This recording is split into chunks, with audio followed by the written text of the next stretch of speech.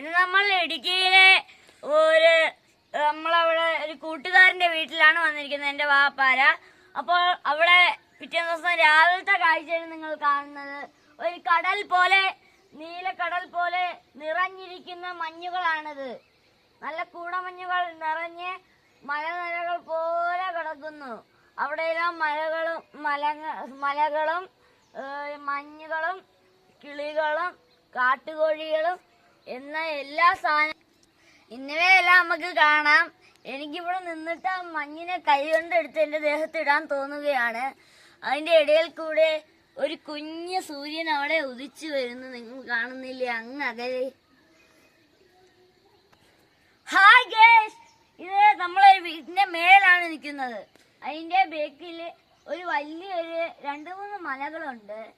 അവിടെ ഇടയ്ക്കിടയ്ക്ക് മാനുകള്